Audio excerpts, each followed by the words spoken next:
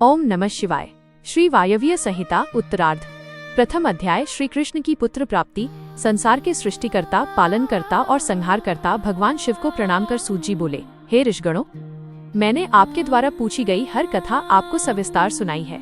ये सभी कथाएं अंतःकरण की कालिमा को नष्ट करने वाली हैं। शुद्ध अंतःकरण द्वारा ही देव लीलाओं के रहस्य खुलते हैं तथा उनके प्रति निष्ठा जागती है।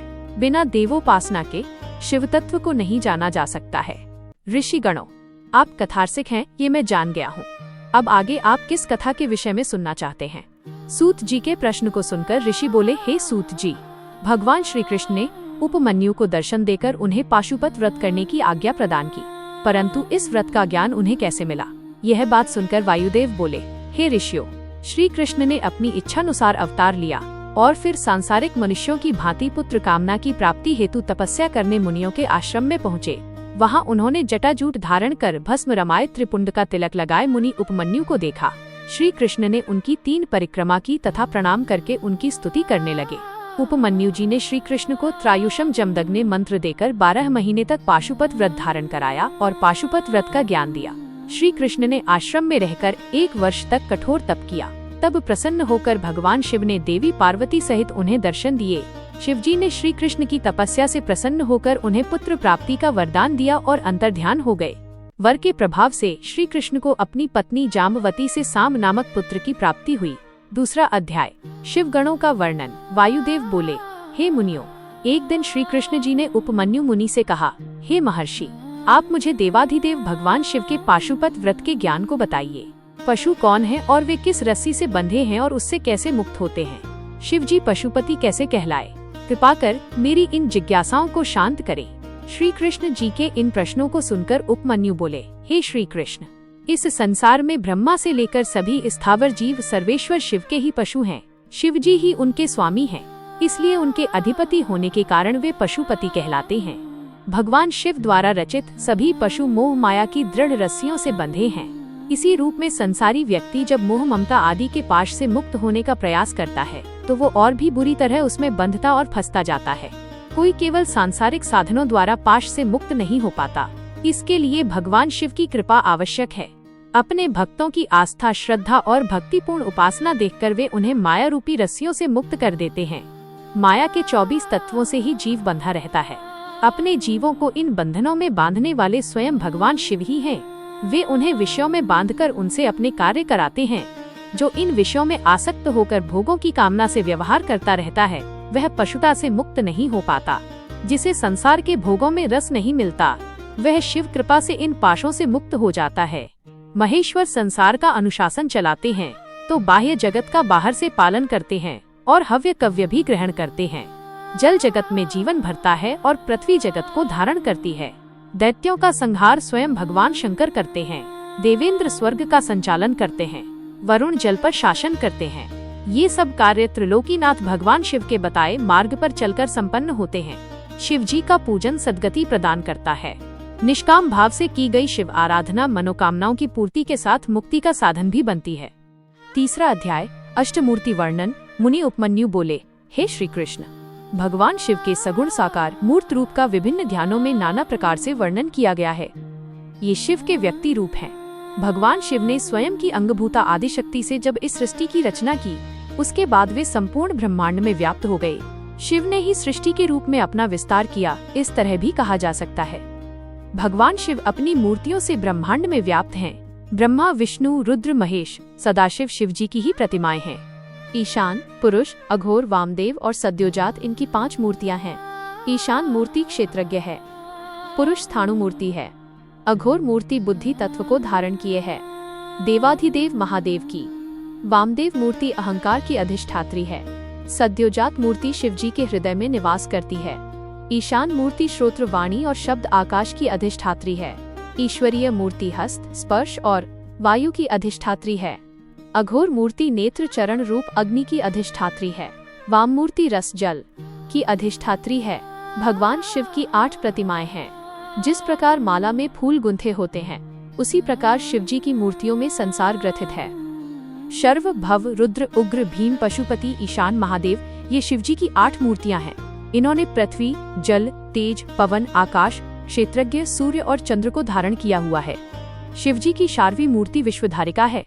वायविका भावी मूर्ति है और जल को धारण किए है।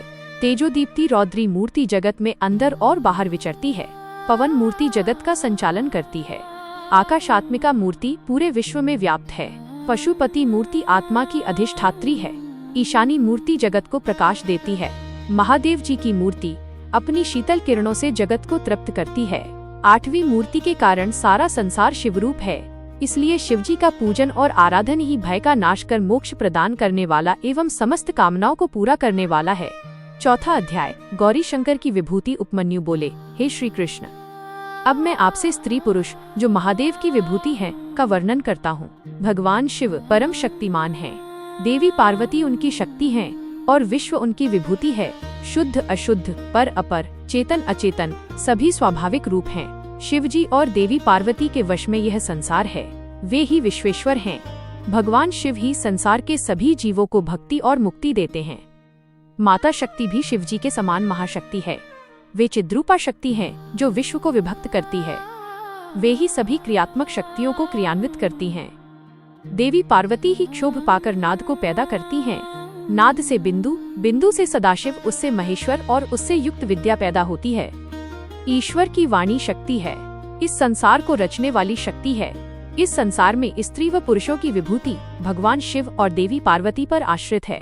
शिव क्षेत्रज्ञ हैं और देवी क्षेत्र रूपा हैं। पार्वती जी पृथ्वी रूप हैं और शिवजी आकार रूप हैं। शिव समुद्र रूप हैं तो पाव माइक्रोतीजी तरंग रूपा हैं। हे श्री कृष्ण, इस प्रकार मैंने आपको सर्वेश्वर शिव की विभूति सुना दी है। शिव भक्तों को सायुज्य की प्राप्ति होती है और भगवान शिव का भजन कीर्तन करने से समस्त पापों का नाश हो जाता है। 5वां अध्याय। पशुपति ज्ञान योग। उपमन्यु बोले, हे कृष्ण जी, इस संसार में सभी जीव मोहमाया के पाश में बंधे हुए हैं, इसलिए भगवान शिव के स्वरूप को वे जान नहीं पाते। भगवान शिव के अविकल्प प्रभावों का वर्णन ऋषि मुनिगण करते हैं। भगवान शिव को अपर ब्रह्म रूप में ब्रह्मात्मक, अनादि अनंतर रूप में महादेव तथा भूत, इंद्रिय, अंतकरण, प्रधान विषयात्मक में अपर ब्रह्म एवं चेतनात्मक परब्रह्म कहलाते हैं। ये बहुत विशाल है और विश्व का विस्तार करने वाला है और ब्रह्म कहलाता है। विद्या और अविद्या ब्रह्म के रूप हैं। चेतना और अचेतना विद्या अविद्या के ही रूप हैं। विश्व भगवान शिव रूप है और संसार के सभी जीव भगवान शिव के अधीन हैं। त्रिलोकीनाथ भगवान शिव तो सत असत दोनों के स्वामी हैं। वे ही सत असत को क्षर अक्षर करते हैं। सभी प्राणी क्षर अव्यय एवं अक्षर हैं और परमात्मा के रूप हैं। सर्वेश्वर शिव ही समष्टि और व्यष्टि रूप कहलाते हैं। वे ही संसार के प्रवर्तक और निवर्तक हैं। वे ही आविर्भाव और तिरोभाव का कारण हैं। देवाधिदेव महादेव ही सबके स्वामी और धाता हैं। सर्वेश्वर शिव अंतर्यामी हैं। जो मनुष्य अपनी बुद्धि के कारण विरोधाभासों में फंसे रहते हैं, वे किसी भी बात का निश्चय नहीं कर पाते। जो मनुष्य भगवान शिव की शरण में जाते हैं, उन्हें शिव तत्व का ज्ञान प्राप्त हो जाता है। 6ठा अध्याय। शिव तत्व वर्णन। उपमन्यु बोले, हे श्री कृष्ण, जिस प्रकार इंद्रजाल की माया जादूगर को भ्रमित नहीं करती, बल्कि उसकी लीलाओं को देखकर वह आनंदित होता है, उसी प्रकार सृष्टि रचना का आधार रूप भगवान शिव सभी प्रकार के बंधनों से सदैव मुक्त रहते हैं। त्रिलोकीनाथ देवाधिदेव शिव तो सब बंधनों से दूर हैं। उन्हें कोई भी माया, प्रकृति, बुद्धि और अहंकार नहीं बांध सकता। शिव तो परब्रह्म परमात्मा है। वे किसी वासना, मोह अथवा भोग के प्रभाव में नहीं आ सकते। बंधु अबंधु, नियंता, प्रेरकपति, गुरु, त्राता, अधिक समान, कांक्षित अकांक्षित, जन्म मरण, विधि निषेध, मुक्ति बंधन, कोई भी सर्वेश्वर की राह में आगे नहीं आ सकता। देवाधिदेव महादेव सारे संसार में व्याप्त हैं। सृष्टि से पूर्व शिव थे। सृष्टि रचना के बाद सृष्टि रूप भी शिव हैं और सृष्टि के खत्म होने के बाद भी शिव ही अवशिष्ट रहेंगे। यह ज्ञान ही समस्त दुखों को समाप्त करने वाला है। यही शिवोपासना और शिवाराधना का प्रतिफल है। सदाशिव के सच्चे स्वरूप को जिस प्राणी ने समझ लिया, वह कभी मोह के वश में नहीं होता। हिरण्यबाहु भी शिव रूप से काल के अग्रभाग हैं। हृदय के मध्य में सर्वेश्वर शिव का ही वास है। जो भगवान शिव का परम भक्त है, उसको संसार में हर मनोवांछित फल की प्राप्ति होती है। 7वां अध्याय। शिव शक्ति वर्णन। उपमन्यु बोले, हे श्री कृष्ण, पर ब्रह्म परमात्मा शक्तिशाली और विलक्षण वाले एक ही रूप हैं। सूर्य किरणों के समान ही उनकी कीर्ति देदीप्यमान है। इच्छा, ज्ञान और क्रिया रूप में उनकी अनेक शक्तियां विद्यमान हैं। इसी शक्ति के फल स्वरूप शिव पुरुष हुए और ज्ञानदायिनी आनंदमयी देवी पार्वती सूक्ष्म शक्ति कहलाईं। प्रज्ञा धृति स्मृति रूपी शिव विद्या है। भगवान शिव ही वैद्य हैं। भगवान शिव की शक्ति विश्व को मोहने वाली और मुक्ति प्रदान करने वाली है। अपने हृदय में शिव शक्ति के स्वरूप का ध्यान करने वालों को परम शांति प्राप्त होती है। शिव शक्ति का तादात्म्य संबंध है। मुक्ति की कामना करने वालों के लिए ज्ञान एवं कर्म की आवश्यकता नहीं है। मुक्ति तो भगवान शिव और देवी पार्वती के प्रसन्न होते ही प्राप्त हो जाती है। भगवान शिव के प्रसन्न होते ही मुक्ति सुलभ हो जाती है। भगवान शिव की भक्ति उन्हें प्रसन्न करती है। देवाधिदेव महादेव जी में भक्ति भावना रखने वाले जीवों को मुक्ति मिल जाती है। सांग और अनंग दोनों सेवा भक्ति कहलाती हैं। सर्वेश्वर शिव की ध्यान साधना करने से समस्त कामनाएं पूरी होती हैं। तप, कर्म, जप, ज्ञान, ध्यान और चांद्रायण व्रत तप हैं। परमेश्वर शिव का नाम जपने व चिंतन करने से भगवान शिव की कृपा प्राप्त होती है। शिव शास्त्रों में भी इस ज्ञान का वर्णन है। 8वां अध्याय व्यासावतार श्री कृष्ण बोले, हे महर्षि, अब आप वेदों का सार सुनाइए। यह सुनकर उपमन्यु बोले, हे श्री कृष्ण, जब सर्वेश्वर शिव ने सृष्टि का निर्माण करने की इच्छा की, उस समय उन्होंने सर्वप्रथम ब्रह्मा जी को पैदा किया और उन्हें सृष्टि रचने का उपदेश दिया। ब्रह्मा जी ने वर्ण और आश्रम की व्यवस्था की, फिर यथार्थ सोम रचना की। सोम द्वारा स्वर्ग बना। तत्पश्चात सूर्य, पृथ्वी, अनल, यज्ञ, विष्णु और इंद्र आदि देवता हाथ जोड़कर उनकी स्तुति करने लगे। परमात्मा ने जब देवताओं के ज्ञान का हरण कर लिया था, तब सब देवता भगवान रुद्र से पूछने लगे कि आप कौन हैं? तब रुद्रदेव बोले, हे देवगण, मैं पुराण पुरुष त्रिकाल बाधित भूत भविष्य वर्तमान में रहने वाला हूँ। मैं ही सबका नियंता हूँ। यह कहकर रुद्रदेव अंतर्धान हो गए। देवता आश्चर्यचकित होकर देखने लगे। फिर सोम मंत्र से आराध्य भगवान शिव और देवी पार्वती की वे स्तुति करने लगे। देवताओं की स्तुति सुनकर देवाधिदेव महादेव जी ने देवी पार्वती सहित उन्हें दर्शन दिए। तब अपने सामने पाकर देवता उन्हें प्रणाम करने लगे और बोले, हे स्वामी, हमें अपने पूजन का विधान सुनाइए। यह सुनकर भगवान शिव ने अपने चतुर्मुखी तेजो रूप का दर्शन कराया। शिवजी का अद्भुत स्वरूप देखकर देवताओं ने शिवजी को सूर्य और देवी पार्वती को चंद्रमा मानकर अर्घ्य प्रदान किया। तब देवताओं को शिव तत्व का अमृतमय ज्ञान देकर शिव पार्वती अंतर्धान हो गए। 9वां अध्याय शिव शिष्यों का वर्णन। श्री कृष्ण बोले, हे मुनिवर, मैंने सुना है कि देवाधिदेव परमेश्वर शिव हर युग में लोक कल्याण के लिए अवतार लेते हैं। इन अवतारों में उन्होंने किसे अपना शिष्य बनाया है, उनके विषय में बताइए। तब मुनि उपमन्यु बोले, श्री कृष्ण जी, श्वेत, सुतार, मदन, सुहोत्र, कंकलोगाक्षी, महामायावी जैगीशव्या, दधिवा, ऋषभ मुनि, उग्र, अत्रि, सुपालक, गौतम, वेदशिरा मुनि, गोकर्ण, गुहावासी, शिखंडी, जटामाली, अट्टहास, दारुक, लांगुली, महाकाल, शूली, दंडी, मुंडीश, सहिष्णु, सोम शर्मा और नकुलीश्वर, ये वाराह कल्प के इस 7वें मनवंतर में युग क्रम से 28 योगाचार्य प्रकट हुए हैं। इनमें से प्रत्येक के शांत चित्त वाले 4 शिष्य हुए हैं, जो श्वेत से लेकर ऋष्य पर्यंत बताए गए हैं। मैं उनका क्रमशः वर्णन करता हूँ। सुनो। श्वेत, श्वेतशिख, श्वेताश्व, श्वेतलोहित, दुंदुभि, शत्रु, ऋचिक, केतुमान, विकोश, विकेश, विपाश, पाशनाशन, सुमुख, दुर्मुख, दुर्गम, दुर्तिक्रम, सनत कुमार, सनक, सनंदन, सनातन, सुधामा, विरजा, शंख, अंडज, सारस्वत, मेघ, मेघवा, सुवाहक, कपिल, आसुरी, पंचशिख, वाशकल, पराशर, गर्ग, भार्गव, अंगिरा, बलबंधु, निरामित्र, केतुश्रृंग, तपोधन, लंबोदर, लंब, लंबात्मा, लंबकेशक, सर्वज्ञ, संबुद्धि, साध्य, सिद्धि, सुधामा, कश्यप, वशिष्ठ, विरजा, अत्रि, उग्र, गुरुश्रेष्ठ, श्रवण, श्रविष्ठक, कुणी, कुणिबाहु, कुश्रीर, केनेत्रक, काश्यप, उष्णा, च्यवन, बृहस्पति, उतथ्य, वामदेव, महाकाल, महानिल, वाचाश्रवा, सुवीर, श्यावक, यतीश्वर, हिरण्यनाभ, कौशल्या, लोकाक्षी, कुथुमी, सुमंतु, जैमिनी, कुबंध, कुशकंधर, लक्ष, दाभारायणी, केतुमान, गौतम, भल्लवी, मधुपिंग, श्वेतकेतु, उशिज, बृहज्व, देवल, कवि, शालिहोत्र, सुवेश, युवनाश्व, शरदवसु, छगल, कुंभकर्ण, कुंभ, प्रबाहुक, उलूक, विद्युत, शंभूक, आश्वलायन, अक्षपाद, कणाद, उलूक, वत्स, कुशिक, गर्ग, मित्रक और ऋष्य ये योगाचार्य रूपी महेश्वर के शिष्य हैं। इनकी संख्या 112 है। ये सबके सब सिद्ध पाशुपात हैं। इनका शरीर भस्म से विभूषित रहता है।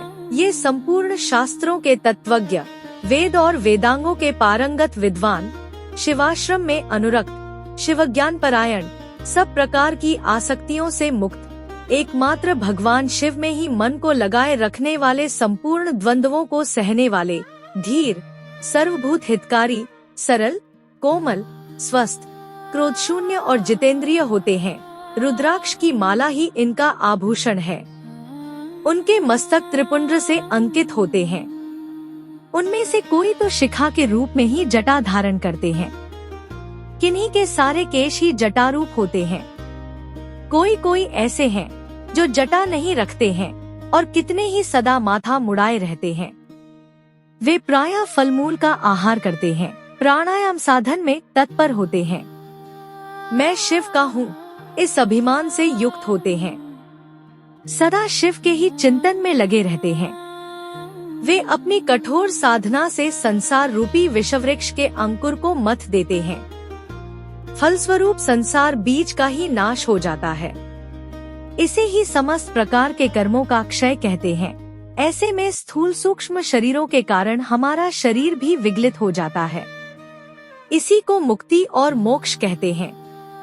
जो योगाचार्य इस स्थिति को प्राप्त हो जाते हैं, वे सदा परम धाम में जाने के लिए ही कटिबद्ध होते हैं। जो योगाचार्यों सहित इन शिष्यों को जान मान कर सदा शिव की आराधना करता है, वह शिव का सायुज्य प्राप्त कर लेता है। इसमें कोई अन्यथा विचार नहीं करना चाहिए। 10वां अध्याय शिवोपासना निरूपण। श्री कृष्ण जी बोले, हे महर्षि, भगवान शिव से देवी पार्वती ने क्या प्रश्न किया और शिवजी ने उसका क्या उत्तर दिया।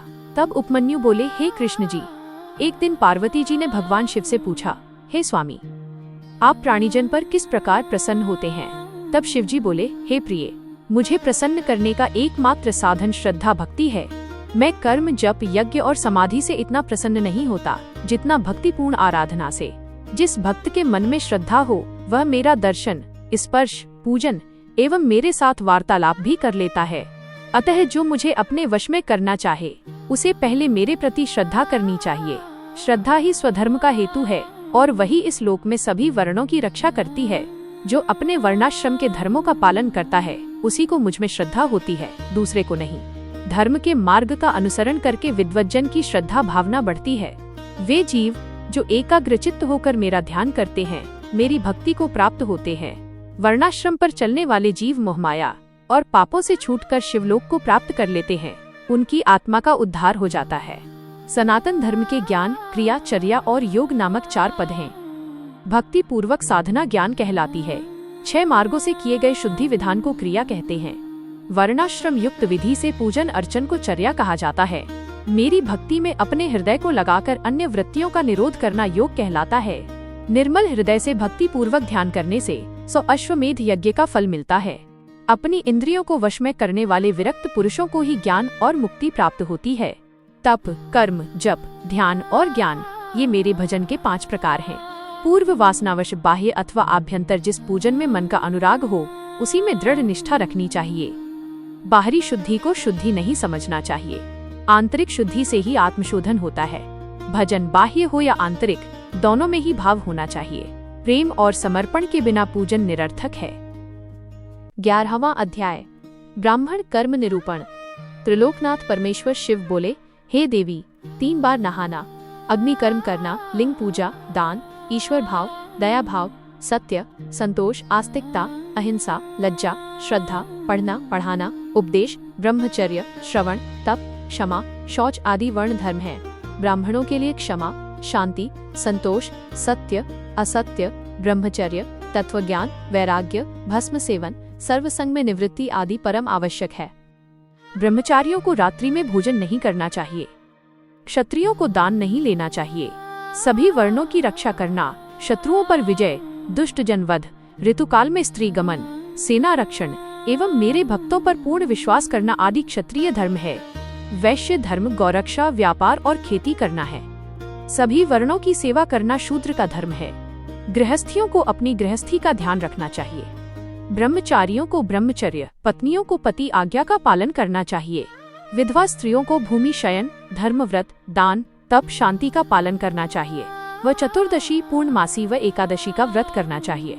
मेरी आराधना करने वाले प्राणीजन को ओम नमः शिवाय मंत्र का जाप करना चाहिए। 12वां अध्याय, पंचाक्षर मंत्र की महिमा। मुनि उपमन्यु बोले, हे श्री कृष्ण, वेदों एवं शास्त्रों में ऐकार और षडाक्षर मंत्र की महिमा का गुणगान किया गया है। यह मंत्र भक्तों की सभी मनोकामनाओं को पूरा करता है। वेदों का सार रूप होने के कारण इसके अर्थ में बहुत सी सिद्धियां विद्यमान हैं। यह मंत्र परम मुक्तिदाता है। ओम नमः शिवाय मंत्र का जाप मनोरंजक तथा परे से भी परे है। इस मंत्र की बड़ी महिमा है। अत्यंत सूक्ष्म होने पर भी यह तीनों गुणों से परे है। पंचाक्षर मंत्र सभी विद्याओं का बीज है। यह मंत्र सर्वज्ञ एवं समर्थ है। ओम में ब्रह्म स्थित है। नमः शिवाय में ईशान नामक सूक्ष्म ब्रह्मांड स्थित है। भगवान शिव तो सदा इस मंत्र में निवास करते हैं। यह मंत्र संसार से मुक्ति प्रदान करने वाला है। इस मंत्र पर अविश्वास करने वाला अधम मनुष्य नरक का भागी होता है। इस पंचाक्षर मंत्र में 7 करोड़ मंत्र हैं तथा अनगिनत उपमंत्र हैं। पंचाक्षर मंत्र एवं षडाक्षर मंत्र में संपूर्ण शिव ज्ञान तथा सभी विद्याओं के तत्व हैं। जिसके हृदय में ओम नमः शिवाय नामक महामंत्र है, उसे अन्य किसी शास्त्र के अध्ययन की कोई आवश्यकता नहीं होती। 13वां अध्याय, कलिनाशक मंत्र। देवी पार्वती बोली, हे स्वामी, कलियुग में पाप रूपी अंधकार निरंतर बढ़ता जाता है। धर्म से विमुखता आ जाती है। धर्म के आचार विचार, सभी परंपराएं एवं मर्यादाएं नष्ट हो जाती हैं। तब उसमें आपके भक्तों की क्या गति होगी और वे कैसे मुक्त हो पाएंगे? पार्वती जी के वचन सुनकर शिवजी बोले, हे देवी, कलियुग में पंचाक्षर मंत्र का भक्ति पूर्वक जाप करने वाले मनुष्यों को मुक्ति मिल जाती है। पापियों, निर्दयी एवं कुटिल जन भी श्रद्धा भावना से पंचाक्षर मंत्र का जाप करने से भवसागर से पार हो जाते हैं। पंचाक्षर मंत्र के जपने से शिवलोक की प्राप्ति होती है। ये सर्वोत्तम मंत्र है। महर्षि इसी मंत्र के प्रभाव से स्वधर्माचरण करते हैं। प्रलय आने पर सभी स्थावर जंगम जीव नष्ट हो जाते हैं। तब मैं ही एकमात्र जीवित रहता हूँ। सारे वेद और शास्त्र मुझ में लीन हो जाते हैं। फिर नई सृष्टि का आरंभ होता है। सृष्टि के पुनः आरंभ में जब श्रीहरि क्षीर सागर में सो रहे थे, उस समय उनकी नाभि से पंचमुखी ब्रह्मा की उत्पत्ति हुई। उन्होंने सृष्टि की रचना करने हेतु मेरी तपस्या की। तब मैंने ब्रह्मा जी को साक्षात दर्शन देकर उन्हें ओम नमः शिवाय मंत्र की दीक्षा दी। इसी मंत्र के प्रभाव से उन्होंने देवताओं, दानवों, ऋषियों एवं प्राणीजन की रचना की।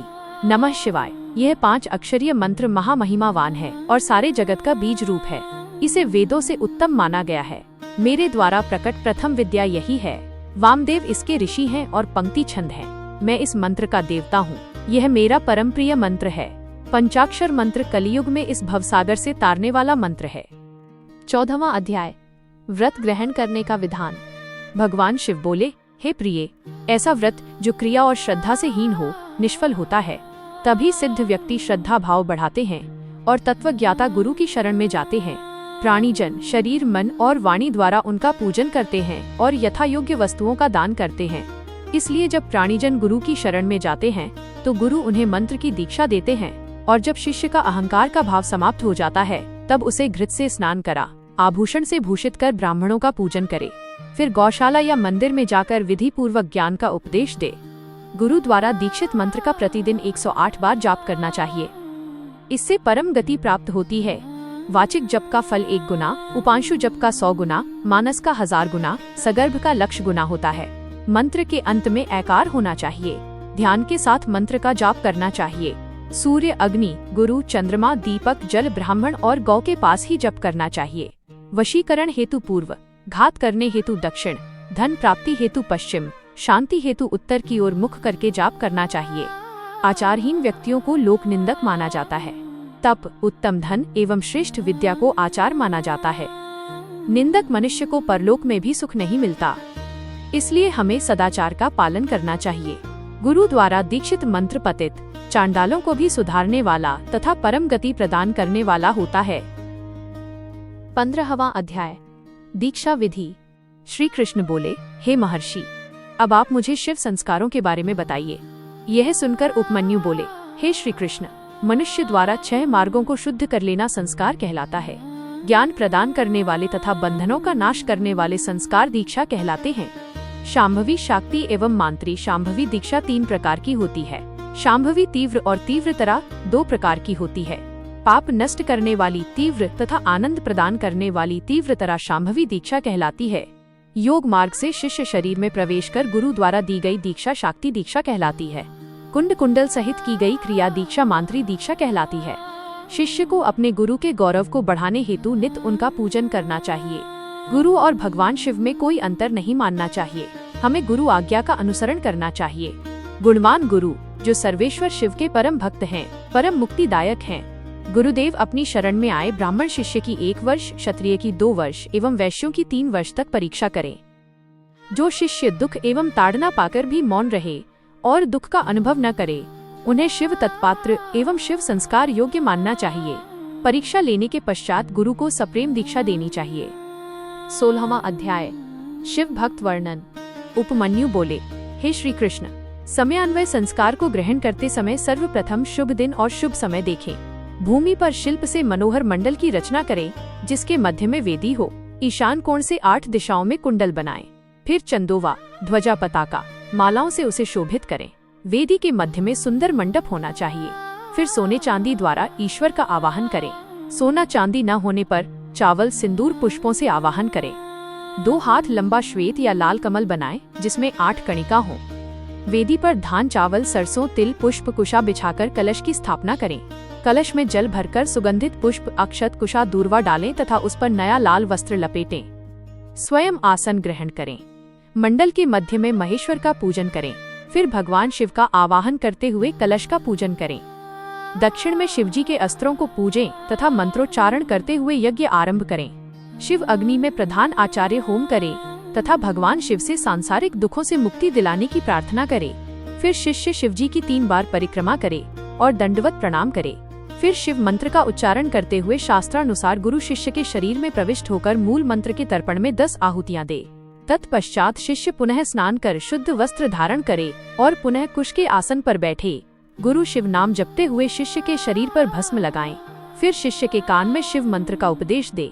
मंत्र की शिक्षा लेकर शिष्य उस मंत्र का उच्चारण कर शिवजी को प्रणाम करे।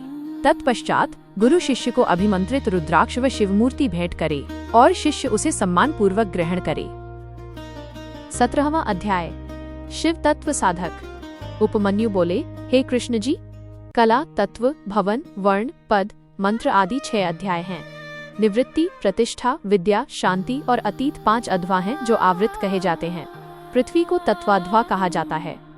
त्रिलोकनाथ भगवान शिव तो तत्व सायक हैं, उनके तत्वों की गणना करना असंभव है। अभिमंत्रित रुद्राक्ष भेंट करने के बाद गुरु को शिष्य सहित मंडल में जाकर शिव पूजन करना चाहिए। 4 सेर चावलों की खीर बनाकर आधी खीर भगवान शिव को अर्पित कर देनी चाहिए। फिर नकार, मकार आदि 5 कलशों पर 5 वर्ण धारण कराएं। मध्य में ईशान, पूर्व में पुरुष, दक्षिण में अघोर, पश्चिम में सद्योजात, उत्तर में वामदेव को स्थापित करें। कलशों को प्रोक्षित कर हवन आरंभ करें। फिर आधी खीर को होम कर दें, बाकी को प्रसाद समझकर ग्रहण करें। तर्पण, कृत्य कर्म कर पूर्णाहुति दें और नमः शिवाय से प्रदीपन कर 3 आहुतियां दें। कन्या द्वारा काटे गए सूत को अभिमंत्रित कर शिष्य की शिखा में बांध दें और पूजन करें। भगवान शिव का ध्यान और पंचाक्षर मंत्र का जप करते हुए शिष्य रात्रि को सोए और रात्रि में जो स्वप्न दिखे उसे विस्तार पूर्वक अपने गुरु को बताए। 18वां अध्याय शरद्वशोधन विधि। उपमन्यु बोले, हे श्री कृष्ण, तत्पश्चात आचार्य की आज्ञा से स्नान कर, नित्य कर्म कर, ध्यान लगाकर हाथ जोड़कर वहां से प्रस्थान करे। पुष्प अर्चन और शिव नाम का उच्चारण करते हुए मंडल में आकर ईशान देव का पूजन करे। अग्नि होम करे। फिर आहुतियां डालकर वागीश्वरी का पूजन कर, वागीश को प्रणाम कर मंडल में देवता का पूजन करे। गुरुदेव शिष्य को मंत्रों द्वारा शुद्ध करे। फिर पूर्ण आहुति देकर ब्राह्मण का पूजन करे। 3 आहुतियां डालकर भगवान शिव का स्मरण करे। तत्पश्चात नील रुद्र वागीश्वरी तेजस्विनी शिव शक्ति का चिंतन करे। फिर गुरु कैंची का प्रोक्षण कर शिष्य की शिखा छेदन करे। फिर उसे गोबर में स्थापित कर अग्नि में होम कर दे। मंडल में विराजमान भगवान शिव और देवी पार्वती का ध्यान करते हुए उनसे प्रार्थना करते हुए कहे, हे देवाधिदेव, कृपा निधान, आपकी परम कृपा से ही षड्ध्वा का शोधन हुआ है और इसे अक्षय धाम की प्राप्ति हो। आप नाड़ी संधान के साथ पंचभूतों की शुद्धि करें, फिर 3 आहुतियां डालते हुए अणिमा का निरूपण करें। तत्पश्चात त्रिलोकनाथ भगवान शिव और देवी जगदम्बा का पूजन कर अपने पुण्य कार्य को सफल करने की प्रार्थना करें। 19वां अध्याय साधन भेद निरूपण। उपमन्यु बोले, हे श्री कृष्ण, मंडप के मध्य में भगवान शिव का पूजन करके वहां कलश की स्थापना करें और फिर हवन करें। हवन करने हेतु शिष्य को सिर खोले हुए मंडप में बैठा दें। उसके पश्चात 100 आहुतियों का हवन करने के बाद सुगंधित पुष्प मिले जल से अभिषेक करें और शिष्य को देवाधिदेव भगवान शिव संबंधी विद्या प्रदान करें। तत्पश्चात शिष्य को साधन करने की रीति बताएं। साधन उपदेश को शिष्य ग्रहण करके गुरुदेव के सामने ही मंत्र का उच्चारण करे। साधन मूल मंत्र का पुरस्चरण होता है। इस प्रकार विधि विधान से भक्ति पूर्वक आराधना पूर्ण करने के बाद खीर का प्रसाद अर्पण करे और दंडवत प्रणाम करे। तत्पश्चात आसन पर बैठकर भगवान शिव का स्मरण करते हुए ध्यान लगाकर दीक्षित मंत्र का जाप करना आरंभ कर दें। इस मंत्र के 1 करोड़ अथवा सामर्थ्यानुसार जप करें। इस प्रकार इस मंत्र का उपदेश देने वाले गुरु और उपदेश पाने वाले शिष्य के लिए इस लोक और परलोक में कुछ भी ऐसा नहीं है जिसे प्राप्त न किया जा सके। 20वां अध्याय अभिषेक। उपमन्यु बोले, हे कृष्ण जी, जब शिष्य दीक्षित मंत्र को साध ले तब उसे पाशुपत व्रत धारण कराएं, फिर उसे अभिषेक करने के लिए आसन पर बैठा दें। पंच कलाओं से पूर्ण कलश स्थापित कर भगवान शिव का पूजन करें। मध्य के कलश के जल से शिष्य का अभिषेक करें। फिर देवाधिदेव भगवान शिव को सुंदर वस्त्र एवं आभूषणों से सुशोभित कर शिव मंडल में आराधना करनी आरंभ करें। 108 आहुतियां डालकर हवन संपन्न करें। फिर शिवजी की मूर्ति को वहां से उठा लें। शिव घट तथा अग्नि का पूजन और आराधना करें। फिर अध्वशोधन की प्रक्रियाएं पूर्ण करें। भगवान शिव में असीम श्रद्धा और भक्ति भाव रखने वाले और शिव शास्त्रों को जानने वाले विद्वान और ज्ञानी ही शिव मंत्र को दुर्लभ समझते हैं, इसलिए शक्ति संस्कार कर निरूपण करते हैं। 21वां अध्याय कर्म निरूपण। श्री कृष्ण जी बोले, हे महर्षि, अब आप मुझे कर्मकर्ता पुरुषों के नित्य कर्म के बारे में बताइए। तब मुनिवर उपमन्यु बोले, श्री कृष्ण, सत्पुरुषों को प्रातःकाल ब्रह्म मुहूर्त में उठना चाहिए।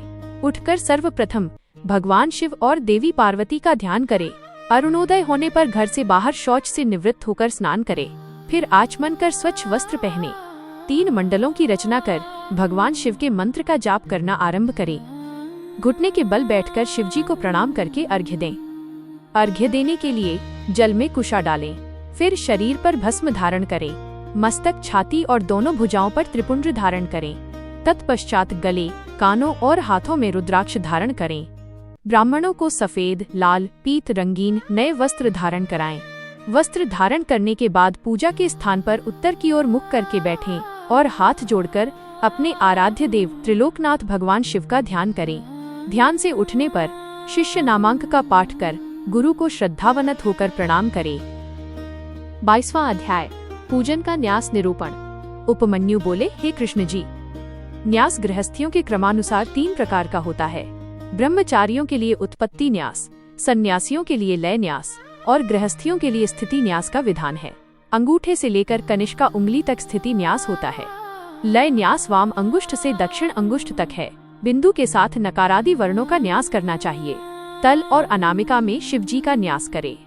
10 दिशाओं में अस्त्र न्यास होना चाहिए। 5 भूतों के स्वामी एवं 5 कलाओं को अपने हृदय के मध्य ब्रह्मरंध्र में धारण करें। पंचाक्षर मंत्र का जाप करें।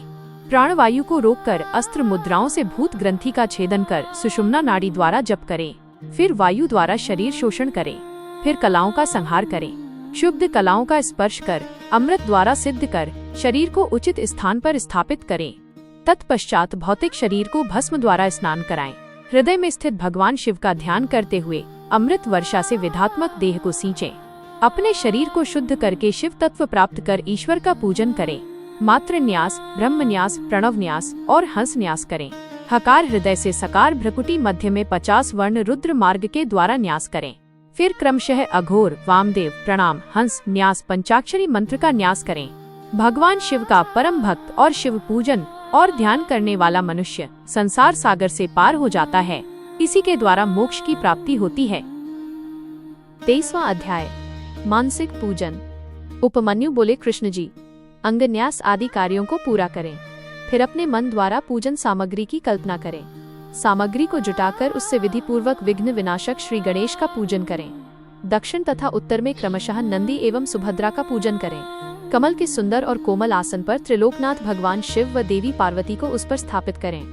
शिव पार्वती की स्थापना कमलासन पर करने के बाद भक्ति पूर्वक विधि विधान के अनुसार उनका पूजन करें। पुष्प अर्पित करें, ध्यान करें और भावनामय समिधा घृत से परमेश्वर की नाभि में होम करें। भ्रकुटी के मध्य में परम पवित्र दीप ज्योति के आकार वाले भगवान शिव का ध्यान करें। यही वानस्पतिक भावनामय आराधना है। इसे पूर्ण करने के बाद अग्नि या स्थंडिल लिंग में पूजन करें। 24वां अध्याय पूजन निरूपण। उपमन्यु बोले, हे श्री कृष्ण जी, पूजन स्थान को गंध, चंदन, फूलों और जल से पवित्र कर प्रोक्षण करें। अस्त्रों द्वारा विघ्नों का निवारण कर कवच से सारी दिशाओं का अस्त्र न्यास करें। कुशा बिछाकर उसे जल से मार्जित करें। प्रोक्षणी पात्र, अर्घ्य पात्र, पाद्य आचमन को शुद्ध कर उनमें जल, खम तथा चंदन डालें और आचमन के जल में कपूर, कंकोल, कीमता, तमाल व चंदन मिलाएं। चावल, कुशा, दूर्वा, जौ, अक्षर, तिल, घृत, सरसों, पुष्प और भस्म को मिलाकर मंत्र द्वारा रक्षित करें। विनायक देव का पूजन करें। फिर नंदीश्वर का पूजन करने के पश्चात षोडशोपचार से शिवलिंग का पूजन करें। ऊर्ध्व भाग में कमलासन रखें। कमल दल 8 प्रकार की सिद्धि देने वाला है। वामादिक शक्तियाँ बीज हैं। भगवान शिव का पूजन करें। पंचगव्य द्वारा स्नान कराएं। फिर आंवले और हल्दी से इसका लेप करें। देव स्नान कराकर सुंदर वस्त्र एवं यज्ञोपवीत धारण कराएं। पाद्य, अर्घ्य, आचमन, धूप, दीप, नैवेद्य, गंध, पुष्प, भूषण, जल, मुखवास कर रत्न जड़ित मुकुट एवं आभूषण चढ़ाएं। फिर भगवान शिव पार्वती की आरती उतारें। आरती की थाली को शिवलिंग के सामने 3 बार घुमाकर माथे पर सुगंधित भस्म धारण करें। फिर अपनी पूजा अर्चना में रह गई त्रुटि के लिए भगवान से क्षमायाचना करें। इस प्रकार पूजन करने से परम फल की प्राप्ति होती है। 25वां अध्याय नित्य कृत्य विधि। उपमन्यु बोले, हे श्री कृष्ण जी, दीप दान करने से पहले आरती एवं पूजन भी किया जाना चाहिए। सर्वप्रथम ईशान देव से लेकर सद्योजात तक भगवान शिव का जाप करें। पहले आवरण में हृदय से लेकर अस्त्र न्यास कर पूजन करें। पूर्व में इंद्र, दक्षिण में यम, पश्चिम में वरुण, उत्तर में कुबेर, अग्निकोण में अग्नि, नैऋति और निऋति में वायु की पूजा करनी चाहिए। कमल से बाहर वज्रादि आयुधों का पूजन करना चाहिए। तत्पश्चात सभी स्थानों से 8 लोकपालों का पूजन कर माँ जगदम्बा का पूजन कर उनकी आराधना करें। योग, ध्यान, जप और होम कृत्यों में 6 तरह का नैवेद्य होना चाहिए। उसके बाद कपूर, कंकोल, जावित्री, कस्तूरी, केसर, मृगमद, सुगंधी पुष्प आदि अर्पण कर घी का दीपक जलाएं। फिर हाथी दांत से निर्मित आसन, दिव्य छत्र, चंवर, भेरी और मृदंग चढ़ाएं। अपनी सामर्थ्य के अनुसार किया गया शिव पूजन उत्तम फल देने वाला होता है। शिवजी में अनन्य भक्ति रखने वाले प्राणी को अवश्य ही मुक्ति प्राप्त हो जाती है। 26वां अध्याय सांगोपांग पूजन। उपमन्यु बोले, हे कृष्ण जी, शिव पूजन परम फलदायक है। बड़े बड़े पापी, ब्रह्म हत्यारे, चोर, व्यभिचारी पुरुष यदि शिव पूजन करें तो उनके सभी पाप नष्ट हो जाते हैं। इसलिए पतितों को शिव पूजन अवश्य करना चाहिए। शिव पंचाक्षरी मंत्र का जाप करने से बंधन में पड़े मनुष्य बंधन से मुक्त हो जाते हैं। अनेकों योनियों में जीवन व्यतीत करने के बाद हमें मनुष्य योनि मिली है। जो मनुष्य इस अलभ्य मनुष्य देह को पाकर भी शिव पूजन नहीं करता, उसका जन्म सफल नहीं होता। इसलिए प्रत्येक मनुष्य को भक्ति पूर्वक त्रिलोकनाथ भगवान शिव का पूजन आराधन अवश्य करना चाहिए। भगवान शिव के पूजन के समान अन्य कोई भी धर्म नहीं है। यह मनुष्य को सभी सांसारिक बंधनों एवं मोह माया से मुक्ति दिलाने वाला है। शिव पूजन करने के बाद मनुष्य को परिवार एवं बंधु बांधवों सहित प्रसाद बांटना चाहिए। 27वां अध्याय अग्निकृत्य विधान। उपमन्यु बोले, हे कृष्ण जी, अग्निकृत्य तो कुंड, स्थंडिल, वेदी, लोहे के पात्र अथवा मिट्टी के पात्र में कर्तव्य है। उसमें विधि पूर्वक अग्नि की स्थापना करनी चाहिए और फिर हवन करना आरंभ करें। सबसे पहले कुंड का निर्माण करें। कुंड के चारों ओर 3 मेखला होनी चाहिए। फिर कुंड में योनि की रचना करें। कुंड को गोबर से लीपकर उसे अग्नि में तपाएं और तत्पश्चात उस पर वेदोक्त सूत्र लिख दें। कुशा पुष्पों से कुंड को प्रोक्षित करें। पूजन की सभी सामग्री एकत्रित करें। मणि द्वारा उत्पन्न या किसी ब्राह्मण के घर से लाई गई अग्नि को ही ग्रहण करें। कुंड की 3 बार परिक्रमा कर अग्नि बीज मंत्र का उच्चारण करते हुए कुंड में अग्नि स्थापित करें। फिर दक्षिण दिशा में शिव पूजन कर मंत्र न्यासादि कर घी में धेनु मुद्रा दिखाकर स्रुवा को तपाकर प्रोक्षण करें। फिर संस्कारों की सिद्धि के लिए बीज मंत्रों से होम करें। ऐसा करने से शिवाग्नि संपन्न हो जाती है। तत्पश्चात भगवान शिव के अर्धनारीश्वर रूप का आह्वान कर उसका पूजन करें। फिर दीपक तक सिंचन कर समिधाओं से होम करें। दूर्वा एवं घी की आहुतियाँ दें। धान, खील, जौ, सरसों, तिल को घी में मिलाकर उससे होम करें। फिर 3 प्रायश्चित आहुतियाँ दें। बचे घी को एक पुष्प पर रखकर वौषट मंत्र द्वारा हवन करें। विसर्जन कर अग्नि की रक्षा करें। देवों का आह्वान कर उनका पूजन करें। भस्म को मंत्र द्वारा धारण करें। अग्नि कृत्य समाप्त होने पर शिव शास्त्रानुसार बलि कर्म करें। विद्या के सामने गुरु मंडल की रचना करें और उस पर आसन बिछाकर फूल से गुरु पूजन करें। फिर निर्धनों को भोजन कराकर स्वयं भोजन करें। फिर आचमन कर शिव मंत्र को जपते हुए ध्यान करें। 28वां अध्याय नैमित्तिक पूजन विधि। उपमन्यु बोले, हे श्री कृष्ण जी, प्रत्येक माह के दोनों पक्षों की अष्टमी और चतुर्दशी के दिन उत्तरायण संक्रांति ग्रहण काल में विशेष पूजन करना चाहिए। माघ के महीने में पंचगव्य शोध कर शिवजी को स्नान कराएं और उस जल को पिएं। इस जल को पीने से ब्रह्म पाप भी नष्ट हो जाते हैं। पौष माह में पुष्य नक्षत्र में भगवान शिव की आरती करें। माघ में मघा नक्षत्र में कंबल और घी का दान करें। फाल्गुन के उत्तरा फाल्गुनी नक्षत्र के दिन बहुत बड़ा उत्सव करें। चित्रा नक्षत्र में चैत्र माह में शिवजी का ढोला उत्सव करें। वैशाख के विशाखा नक्षत्र में फूल मंडली उत्सव करें। जेठ महीने के मूल नक्षत्र में शीतल जल का कुंभ दान करें। आषाढ़ के उत्तराषाढ़ा में पवित्र व्रत धारण करें। श्रावण माह के श्रवण नक्षत्र में प्राकृत प्रकार के सभी मंडल बनाकर उनका पूजन करें। उत्तरा भाद्रपद नक्षत्र में प्रोक्षण करें। पूर्वाषाढ़ा नक्षत्र में जल क्रीड़ा करें। असौज में खीर खाएं। शतभिषा नक्षत्र में अग्नि कर्म करें। कार्तिक में कृतिका नक्षत्र पर सहस्र दीपक जलाकर उनका दान करें।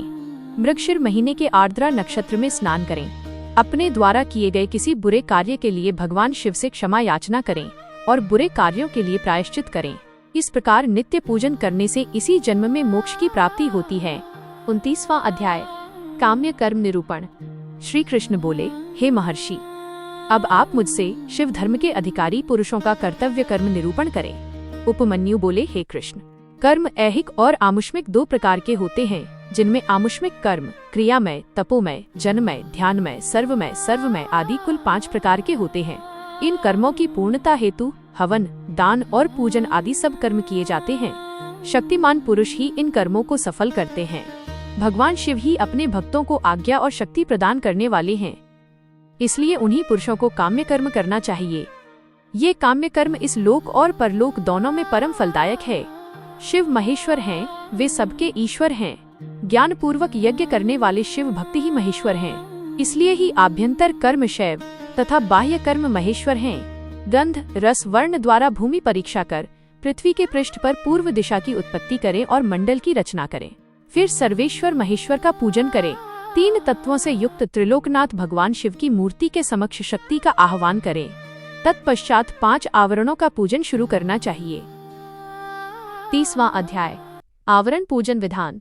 उपमन्यु बोले, हे श्री कृष्ण, सबसे पहले भगवान शिव के दक्षिण में बैठे गणनायक, बाईं ओर कार्तिकेय एवं चारों ओर ईशान से सद्योजात का पूजन करें। द्वितीय आवरण में पूर्व दिशा के बाईं ओर से शक्ति सूक्ष्म तत्व, पश्चिम में शक्ति, उत्तर दिशा में ईशान कोण का रुद्र सहित पूजन करें। तृतीय आवरण में शिवजी की 8 मूर्तियों का पूजन करें। फिर वृषेंद्र का पूजन करें। तत्पश्चात दक्षिण में नंदी, उत्तर में महाकाल, शास्त्रों, अग्निकोण एवं मातृकाओं का दक्षिण दिशा में पूजन करें। श्री गणेश को नैऋत्य कोण में पूजें। पश्चिम में कार्तिक, वायव्य में ज्येष्ठा, उत्तर में गौरी व ईशान कोण में चंड का पूजन करें। चौथे आवरण में सर्वप्रथम ध्यान करें। फिर पूर्व में भानु, दक्षिण में ब्रह्मा, पश्चिम में रुद्र, उत्तर में श्रीहरि विष्णु का पूजन करें। आदित्य, भास्कर, भानु, रवि का पूजन करने के बाद 8 ग्रहों का पूजन करें। 5वें आवरण में देव योनि का पूजन करें और फिर देवेश का पूजन करते हुए पंचाक्षरी मंत्र का जाप करें। पूजन करने के बाद भगवान शिव पार्वती को सभी भोग अर्पित करें। फिर स्तुति गायन करें और ओम नमः शिवाय का 108 बार जाप करें। क्रमानुसार गुरुदेव का पूजन करें। सभी आवरणों के साथ देव विसर्जन करें। सब सामान गुरुदेव को अर्पित करें। यह योग योगेश्वर कहलाता है, जो चिंतामणि तुल्य है। 31वां अध्याय शिव स्तोत्र निरूपण। उपमन्यु बोले, हे श्री कृष्ण, अब मैं आपको पंचवरण नामक पवित्र स्तोत्र सुनाता हूँ। हे जगतनाथ, प्रकृति से सुंदर नित्य चेतन स्वरूप की सदा जय जयकार हो। हे सरल स्वभाव वाले पवित्र चरित्रवान सर्वशक्ति संपन्न पुरुषोत्तम, तुम्हारी सदा ही जय हो। हे मंगल मूर्ति कृपा निधान, देवाधिदेव, मैं आपको प्रणाम करता हूँ। भगवान, पूरा संसार आपके वश में है। प्रभु, आप सब पर कृपा करके अपने भक्तों की कामनाओं को पूरा करें। हे जगदम्बा, हे मातेश्वरी, आप हम सब भक्तों के मनोरथों को पूरा कीजिए। हे गणनायक, हे स्कंद देव, आप भगवान शिव की आज्ञा का पालन करने वाले और उनके ज्ञान रूपी अमृत को पीने वाले हैं। भगवान, आप मेरी रक्षा करें। हे 5 कला के स्वामी, आप मेरी अभिलाषा पूरी करें। हे 8 शक्तियों के स्वामी, आप सर्वेश्वर शिव की आज्ञा से हमारी कामनाएं पूरी करें। हे 7 लोकों की माता, आप मेरी प्रार्थना स्वीकार करें। हे विघ्न विनाशक, आप हमारे शुभ कार्यों में आने वाले सभी विघ्नों को दूर करें। इस प्रकार यह आवरण स्तोत्र अत्यंत शुभ है। प्रतिदिन इस कीर्तन को श्रवण करने वाला पापों से छूटकर मोक्ष को प्राप्त होता है। 32वां अध्याय, सिद्धि कर्मों का निरूपण। उपमन्यु बोले, कृष्ण जी, सर्वप्रथम प्राणवायु को जीतना चाहिए, क्योंकि इस पर विजय प्राप्त होने से सब वायुओं पर विजय मिल जाती है। क्रमानुसार अभ्यस्त किया गया प्राणायाम सब दोषों को हटा देता है। ये शरीर की भी रक्षा करता है। जब प्राणवायु पर विजय प्राप्त हो जाती है तो विष्ठा, मूत्र, कफ सभी मंद पड़ जाते हैं। श्वास वायु लंबी तथा देर से आने लगती है। हल्कापन, द्रुत गमन, उत्साह, बोलने में चातुर्य, सभी रोगों का विनाश सब प्राणायाम की सिद्धि से पूरे हो जाते हैं। इंद्रियों को वश में करने का नाम प्रत्याहार है, क्योंकि इंद्रियां ही विषयों में संलग्न होती हैं। सभी इंद्रियों को वश में कर लेना ही परम सुखकारी होता है। यही विद्वानों को ज्ञान और वैराग्य प्रदान करता है। अपनी इंद्रियों को वश में कर लेने से आत्मा का उद्धार होता है। अपने हृदय को एकाग्र करना और शिव चरणों में समर्पित कर देना ही सांसारिक बंधनों से मुक्ति प्रदान करता है। 33वां अध्याय, लिंग स्थापना से फलागम। मुनिवर उपमन्यु श्री कृष्ण को पारलौकिक विधि के बारे में बताते हैं। यह विधि सर्वोत्तम है। इस त्रिलोक में निवास करने वाले सभी प्राणी इस विधि का आश्रय लेकर अपने पद को प्राप्त करते हैं। सबने अपने पदों के अनुसार सुख, शासन और राज्य को प्राप्त किया है। भगवान शिव को श्वेत चंदन के जल से स्नान कराएं। श्वेत कमल से ही उनका पूजन कर हाथ जोड़कर प्रणाम करें। उन्हें कमल के ही आसन पर विराजमान करें। धातु का शिवलिंग बनाकर उसका पूजन करें। बेल पत्रों द्वारा कमल के दाईं ओर बैठे हुए भगवान शिव और देवी पार्वती का पूजन आराधन करें। फिर सुगंधित वस्तुओं से सुरभित करें। मूर्ति के दाईं ओर अगर, अगुरु, पश्चिम में मैनसिल, उत्तर में चंदन और पूर्व में हरिताल लगाएं। तत्पश्चात भगवान शिव की मूर्ति के चारों ओर गूगल और अगर की धूप दें। फिर उन्हें नए वस्त्र पहनाएं। फिर उन्हें खीर का नैवेद्य अर्पित कर घी का दीपक जलाएं। मंत्रोच्चारण करते हुए शिवजी की परिक्रमा करके हाथ जोड़कर प्रार्थना करें और अपने द्वारा किए गए अपराधों के लिए क्षमा याचना करें। इस प्रकार पूजन करने से मोक्ष की प्राप्ति होती है। 34वां अध्याय, लिंग स्थापना से शिव प्राप्ति। मुनि उपमन्यु ने श्री कृष्ण से कहा, हे कृष्ण, जितने भी प्रकार की सिद्धियां हैं वे शिवलिंग की स्थापना करने से तत्काल सिद्ध हो जाती हैं। सारा संसार लिंग का ही रूप है, इसलिए इसकी प्रतिष्ठा से सबकी प्रतिष्ठा हो जाती है। ब्रह्मा, विष्णु और रुद्र कोई भी अपने पद पर स्थिर नहीं रह सकते। अब मैं तुम्हें भगवान शिव के लिंग के बारे में बताता हूँ। लिंग तीनों गुणों को उत्पन्न करने का कारण है। वह आदि और अंत दोनों से रहित है। इस संसार का मूल प्रकृति है और इसी से चर अचर जगत की उत्पत्ति हुई है। ये शुद्ध, अशुद्ध और शुद्धाशुद्ध आदि से 3 प्रकार का है।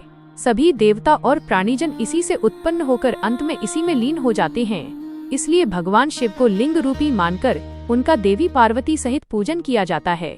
भगवान शिव और देवी पार्वती की आज्ञा के बिना इस संसार में कुछ भी नहीं हो सकता।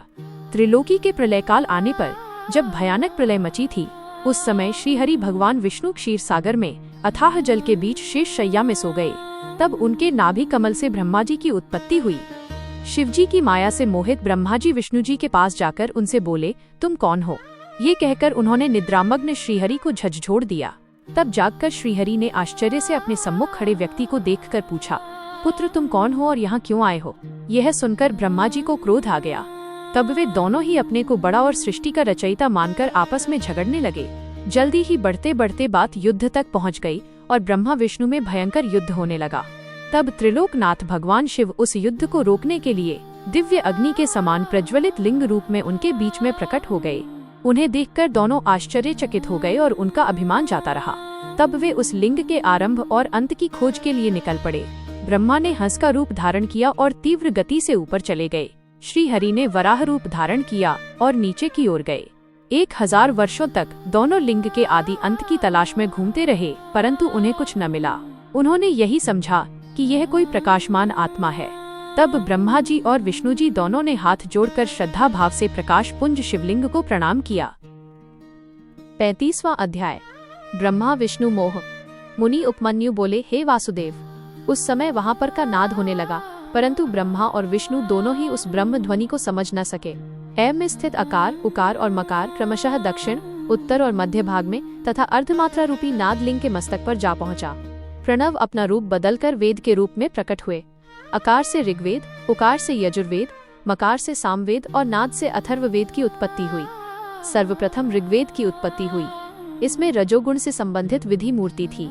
सृष्टि लोक तत्वों में पृथ्वी, अक्षय, आत्मा, काल निवृत्ति, 64 कलाएं और ऐश्वर्य आदि विभूतियां ऋग्वेद से प्राप्त हुईं।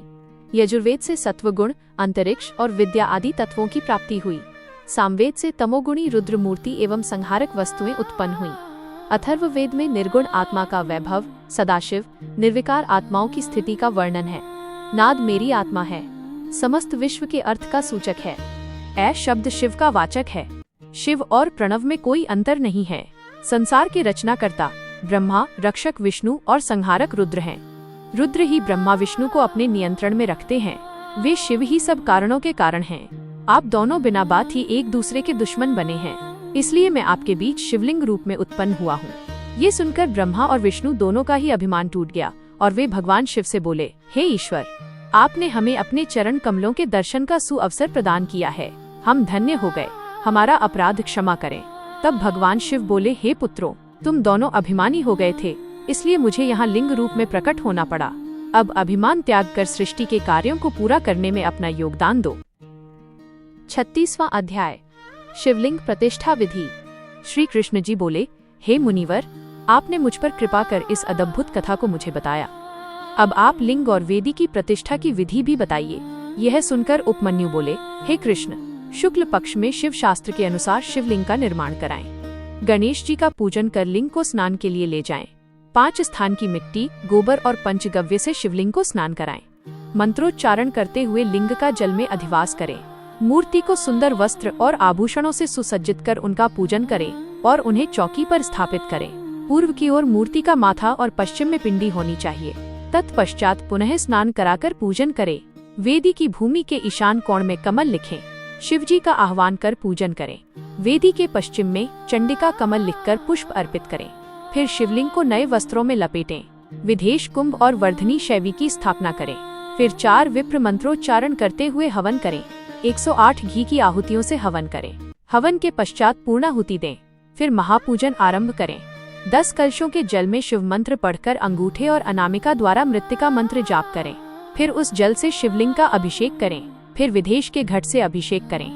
तत्पश्चात दोनों हाथ जोड़कर भक्ति भावना से भगवान शिव का देवी पार्वती सहित स्तुति करते हुए आह्वान करें। फिर पंचोपचार से उनका पूजन करें। पूजन करने के बाद हाथ जोड़कर क्षमा याचना करें। फिर अन्य मूर्तियों को भी इसी विधि से स्थापित करें। सब कार्यों के पूर्ण हो जाने पर आचार्य को यथावत दक्षिणा देकर उसके चरण छूकर आशीर्वाद प्राप्त करें। 35वां अध्याय। योग निरूपण। मुनि उपमन्यु बोले, हे केशव, अब मैं आपको योग विधि के बारे में बताता हूँ, जिसके द्वारा सभी विषयों से निवृत्ति हो और अंतःकरण की सब वृत्तियां शिवजी में स्थित हो जाएं, वो परम योग है। योग 5 प्रकार का होता है: मंत्र योग, स्पर्श योग, भाव योग, अभाव योग और महायोग। मंत्रों का उनके अर्थ सहित ज्ञान होना महायोग कहलाता है। मंत्रों को प्राणायाम द्वारा सिद्ध करना स्पर्श योग कहलाता है। जब जिह्वा मंत्रों को स्पर्शन करते हुए भी उनका जाप करती है तो वह भाव योग कहलाता है। प्रलय के समय से संबद्ध पूरे संसार का विचार अभाव योग कहलाता है। जब साधना करने वाले की सभी मानसिक वृत्तियां भगवान शिव से जुड़ जाएं और वह नित्य शिव चिंतन में मग्न रहे, ऐसी दशा महायोग कहलाती है। सांसारिक बंधनों से मुक्ति की कामना करने वाले मनुष्य ही इस चिंतन और वैराग्य को अपने जीवन में अपनाकर महायोग को प्राप्त करते हैं। हमारे शरीर में रहने वाली प्राणवायु को रोकना प्राणायाम कहलाता है। प्राणायाम रेचक, पूरक और कुंभक 3 प्रकार का होता है। साधक को इनका अभ्यास करना चाहिए, क्योंकि इसी से शरीर की शुद्धि होती है। प्राणायाम सगर्भ और अगर्भ 2 प्रकार का होता है। जप और ध्यान वाला प्राणायाम सगर्भ कहलाता है, परंतु जिसमें जप और ध्यान नहीं करते वह अगर्भ प्राणायाम कहलाता है। योगी जन सगर्भ प्राणायाम करते हैं। प्राण वायु पर विजय प्राप्त कर लेने पर सभी वायु उस योगी के अधिकार में आ जाती हैं। प्राणायाम शरीर को पुष्ट, स्वस्थ और निरोगी बनाता है। इसके नियमित अभ्यास से कफ, मूत्र, पुरीश आदि कम हो जाते हैं। समस्त इंद्रियों को अपने वश में कर लेना प्रत्याहार कहलाता है। इंद्रियों को अपने वश में रखने से स्वर्ग और न रखने से नरक की प्राप्ति होती है। इसलिए अपने चित्त को एकाग्र रखना चाहिए। भगवान शिव, जो कि सबके ईश्वर हैं, त्रिलोकनाथ हैं, का ध्यान करने से योगी का कल्याण होता है। अपने पूरे शरीर के साथ साथ इंद्रियों पर काबू पाने से आत्मा का उद्धार होता है। 38वां अध्याय, योग गति में विघ्न। उपमन्यु बोले, हे केशव, आलस्य, व्याधि, प्रमाद, स्थान, संशय, चित्त का एकाग्र न होना, अश्रद्धा, दुख, वैमनस्य आदि योग में पड़ने वाले विघ्न हैं। इन विघ्नों को सदा शांत करते रहना चाहिए। इन सब विघ्नों के शांत होने पर 6 उपसर्ग उत्पन्न हो जाते हैं।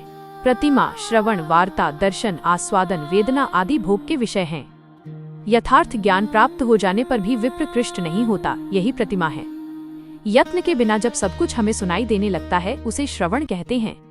सभी प्राणियों की बात को जानना और समझ लेना वार्ता कहलाता है। बिना कोई कोशिश किए जब सब कुछ आसानी से दिखाई देने लगे तो उसे दर्शन कहते हैं।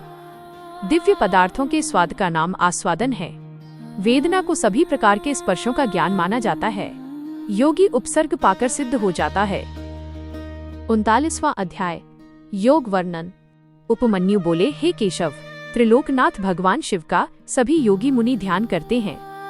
इसी के द्वारा सिद्धियां प्राप्त होती हैं। सविषय और निर्विषय आदि ध्यान कहे गए हैं। निर्विषय ध्यान करने वाले अपनी बुद्धि के विस्तार से ध्यान करते हैं और ब्रह्म में प्रवेश करते हैं। सविषय ध्यान सूर्य किरणों को आश्रय देने वाला होता है। शांति, प्रशांति, दीप्ति, प्रसाद, ये दिव्य सिद्धियां देवी का ध्यान करते हुए प्राणायाम द्वारा सिद्ध होती हैं। बाह्य और आभ्यंतर अंधकार का विनाश प्रशांति और सभी आपत्तियों का नाश शांति है। बाह्य आभ्यंतर प्रकाश का दीप कहा जाता है। जब हमारी बुद्धि शुद्ध हो जाए, यही प्रसाद है। बाहर भीतर के सभी कार्य पूर्ण होने पर सब कारण प्रसिद्ध हो जाते हैं। भगवान शिव, जो साक्षात परमेश्वर हैं, का भक्ति पूर्वक ध्यान करने से सभी पाप तत्काल नष्ट हो जाते हैं। बुद्धि का प्रवाह ध्यान एवं स्मरण से होता है। समस्त ऐश्वर्य, अणिमा आदि सिद्धियां एवं मुक्ति भगवान शिव का स्मरण एवं ध्यान करने से मिलती हैं। देवाधिदेव महादेव जी का ध्यान मोक्ष प्रदान करने वाला है। इसलिए ज्ञानी मनुष्यों को शिव ध्यान एवं स्मरण अवश्य करना चाहिए। ज्ञान योग यज्ञों से बढ़कर फल देता है। महायोगी योग सिद्ध कर और लोक कल्याण हेतु लोक भ्रमण करते रहते हैं। वे विषय वासना को तुच्छ मानते हैं और सब इच्छाओं को त्याग कर वैराग्य ले लेते हैं। वे शिव शास्त्रों में वर्णित विधि के अनुसार अपनी देह का त्याग कर देते हैं। इससे उन्हें मुक्ति प्राप्त हो जाती है। भगवान शिव में अगाध भक्ति और श्रद्धा रखने वाले ज्ञानी मनुष्यों को इस सांसारिक मोह माया से मुक्ति मिल जाती है और वे जन्म मरण के चक्कर से मुक्त होकर परम शिवधाम को प्राप्त कर लेते हैं।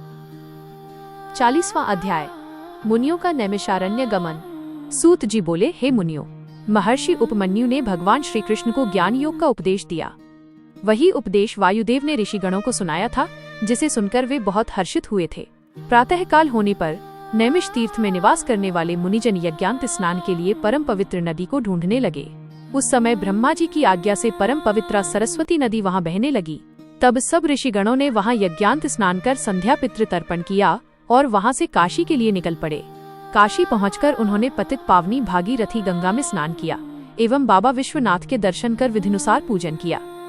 काशी से वे चल पड़े। रास्ते में उन्हें एक अद्भुत दिव्य प्रकाश चारों ओर फैला दिखाई दिया, जिसमें पाशुपत व्रत की सिद्धियां प्राप्त भस्मधारी मुनिजन विलीन हो रहे थे। फिर शीघ्र ही वो तेज भी विलीन हो गया। यह देखकर नैमिषारण्य के सभी मुनिजन ब्रह्मा जी से मिलने ब्रह्मलोक चल दिए। वहां पहुंचकर उन्होंने ब्रह्मा जी को प्रणाम कर उनकी स्तुति की। मुनीश्वर बोले, हे जगत पिता ब्रह्मा जी, वायुदेव ज्ञानोपदेश देकर वहां से चले आए। तब हम सबने यज्ञ कर यज्ञांत स्नान से निवृत्त हो काशी नगरी की ओर प्रस्थान किया। वहां गंगा में स्नान कर बाबा विश्वनाथ के दर्शन किए। वहां हमें एक अद्भुत तेज के दर्शन हुए।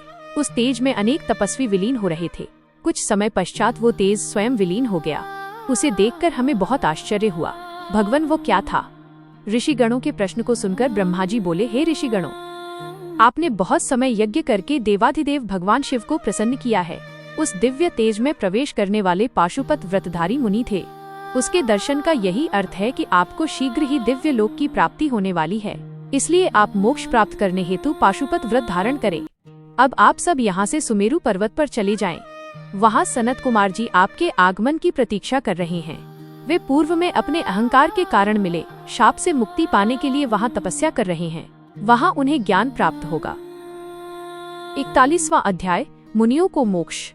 सूत जी बोले, हे मुनिवर, ब्रह्मा जी के वचन सुनकर ऋषिगण उन्हें प्रणाम कर सुमेरु पर्वत पर चले गए। वहाँ उन्होंने पर्वत शिखर पर एक सुंदर तालाब की उत्तर दिशा में तपस्या करते सनत कुमार जी को देखा। मुनि उन्हें प्रणाम कर उनके पास बैठ गए। सनत कुमार जी ने आंखें खोलकर अपने पास बैठे मुनियों को देखकर उनसे प्रश्न किया, हे ऋषिवर, आप कौन हैं और यहाँ क्या कर रहे हैं? यह सुनकर ऋषिगणों ने सारी बातें उन्हें बता दी। उसी समय नंदीश्वर भी वहाँ आ गए। नंदीश्वर को अपने सामने पाकर सभी मुनियों और सनत कुमार जी ने आसन से उठकर उन्हें दंडवत प्रणाम किया और हाथ जोड़कर प्रणाम करने लगे। सनत कुमार जी बोले, हे नंदीश्वर, इन मुनियों ने, जो कि नैमिषारण्य में निवास करते हैं, 10,000 वर्षों तक यज्ञ किया है। उस महायज्ञ के समाप्त होने पर ब्रह्मा जी ने इन्हें आपकी शरण में भेजा है। आप इनका कल्याण करें और इन्हें दिव्य अद्भुत ज्ञान प्रदान करें। सनत कुमार जी के वचन सुनकर नंदीश्वर ने अपनी कृपा दृष्टि ऋषिगणों पर कर दी। नंदीश्वर ने परम दिव्य शिव तत्व का उपदेश उन्हें दिया। तब उपदेश देकर वे बोले, यह परम ज्ञान धर्म, अर्थ, काम और मोक्ष सभी प्रदान करने वाला है। अब आप मुझे जाने की आज्ञा प्रदान करें। यह कहकर नंदीश्वर वहां से चले गए। इसके पश्चात सभी ऋषिगण प्रयाग तीर्थ चले गए और वहां उन्होंने अपना महान योग पूरा किया। योग पूर्ण होने पर उन्हें ज्ञात हुआ कि कलियुग आ रहा है। यह देखकर वे नैमिषारण्य मुनि काशी चले गए। वहां मुक्ति की कामना करते हुए उन्होंने पाशुपत व्रत धारण किया। उनकी सिद्धि सफल हुई और वे शिव पद को प्राप्त हुए। श्री व्यास जी बोले, इस प्रकार यह शिव पुराण पूर्ण हुआ। इस शिव पुराण को आदर पूर्वक पढ़ने अथवा सुनने से सभी पाप नष्ट हो जाते हैं। इसे प्रथम बार पढ़ने या सुनने से सारे पाप भस्म हो जाते हैं। दोबारा श्रवण से भक्तिहीन को भक्ति व भक्त को भक्ति की समृद्धि प्राप्त होती है। तीसरी बार श्रवण करने से मुक्ति मिल जाती है। अपनी मनोकामना पूर्ण करने हेतु इसका 5 बार पाठ करना चाहिए। प्राचीन काल में शिव पुराण का 7 बार पाठ कर अनेक राजाओं, ब्राह्मणों और वैश्यों ने साक्षात शिव दर्शन किए। इस पवित्र ग्रंथ को भक्ति पूर्वक सुनने वाला मनुष्य संसार में सभी सुखों को भोग कर मोक्ष को प्राप्त कर लेता है। शिव पुराण भगवान शिव को बहुत प्रिय है। यह वेदों के समान भोग और मोक्ष देने वाला है। शिव पुराण का पाठ करने वाले मनुष्य पर देवाधिदेव महादेव की सदा कृपा दृष्टि रहती है। वे सदा सबका कल्याण करते हैं। श्री वायवीय संहिता संपूर्ण। शिव पुराण संपूर्ण।